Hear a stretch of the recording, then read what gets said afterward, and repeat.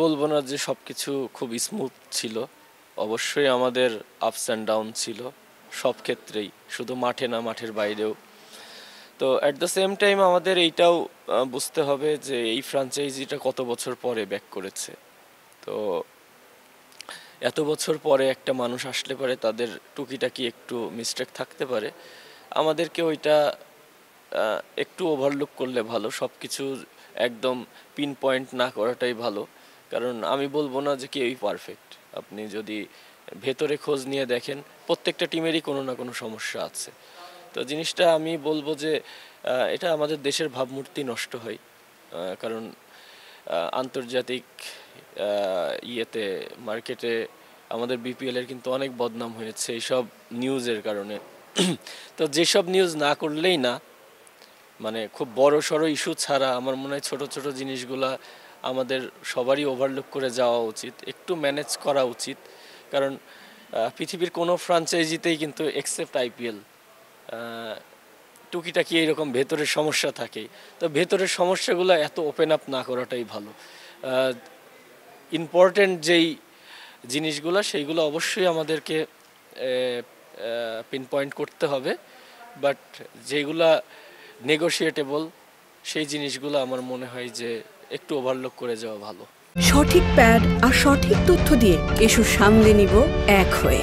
Mona Lisa sanitary napkin. দেখেন, professional player সবসময় তারা তাদের পাওনাটা দাবি করবেই, এটা খুব স্বাভাবিক। আপনিও আপনার অফিসে যদি স্যালারি না পান, আপনি স্যালারির জন্য আপনি পুশ করবেন, এটা এটা বাস্তবতা।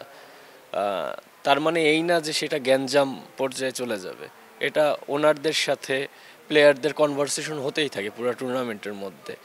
ওনাররাও তাদেরকে ডেট দিতে থাকে, তারা ডেট টু ডেট তাদেরকে পেমেন্ট করতে থাকে। ছোটোখাটো সমস্যা থাকলে সেটা প্লেয়ারদের সাথে তারা ডিসকাস করে, বা প্লেয়ারদেরকে একটু ওয়েট করতে বলে, বা একটু সময় নেই। তো এই এই জিনিসগুলো কিন্তু নেগোশিয়েটেবল।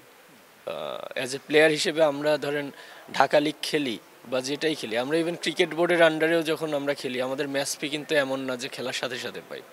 ওইটাও আসতে কিন্তু একটা সময় লাগে, একটা প্রসেস আছে। তো এই জিনিসগুলাই যে আমি কাউকে এখানে কাঠগড়ায় দাঁড় করাতে চাই না। আমি চাই যে আমাদের দেশের টুর্নামেন্ট এটা যত সুনাম অর্জন করবে, যত স্মুথভাবে রান করবে, তত আমাদের জন্যই ভালো। অবশ্যই যে মানে টুর্নামেন্টটা যেভাবে স্টার্ট করেছিলাম, আমি মনে করি যে আমার অনেকগুলা থার্টিস আছে, 20-30s ইনিংস অনেকগুলো আছে। সেইগুলা যদি শেষ করতে পারতাম তাহলে হয়তোবা আমার টোটাল রানটা আরও অনেক ভালো জায়গায় যেত। আমি বলবো না যে আমার ব্যাটিংয়ের জন্য টিম সাফার করেছে, কারণ আমি যখন ব্যাটিং করেছি আমি চেষ্টা করেছি টিমের ডিমান্ড অনুযায়ী খেলার জন্যে। স্ট্রাইক রেট সবসময় ভালো ছিল। চেষ্টা করেছি যেন আমার জন্য টিম কোনোভাবে ডাউন না হয়। তো আমার দিক থেকে আমার সর্বোচ্চ চেষ্টা ছিল। কিন্তু ওই ওই যেই 20-30s যে ইনিংসগুলা, ওইগুলো যদি আরেকটু বড় করতে পারতাম তাহলে দিন শেষে আমার নামের পাশে আরেকটু বেশি রান যোগ হতো। তারপরেও আপনার দিন শেষে মুভ অন করতে হবে। আপনার প্রত্যেকটা জায়গা থেকেই ডেফিনেটলি নেয়ার অনেক কিছু আছে। তো নেক্সট টাইম ইনশাল্লাহ যদি আবার আসি, আরও বেটার কিছু করার চেষ্টা করব। না, সান্ত্বনা না, আসলে তামিম ভাই আমাকে আগেই বলেছিল, ম্যাচের আগেই বলেছিল, তোরা যেভাবে পুরো টুর্নামেন্টে ক্রিকেট খেলেছিস অলরেডি তোরা ওভার অ্যাচিভার। যেভাবে তোদেরকে সবাই আশা করেছে তার থেকে তোরা অনেক ভালো ক্রিকেট খেলেছিস। তো সেম খেলা শেষেও উনি আমার কাছে, ওনার সাথে কথা হয়েছে, আমি ওনাকে কনগ্রাচুলেট করেছি। উনিও বলেছে যে আলহামদুলিল্লাহ খুব ভালো ক্রিকেট খেলেছিস, মন খারাপ করিস না। তো এই জিনিসগুলো আর কি, একজন আর একজনকে সাপোর্ট করা, উনি ভালো কিছু করলে সেটাকে আমি উইশ করব। আমি একটু ডাউন থাকলে আমাকে উনি এনকারেজ করবে।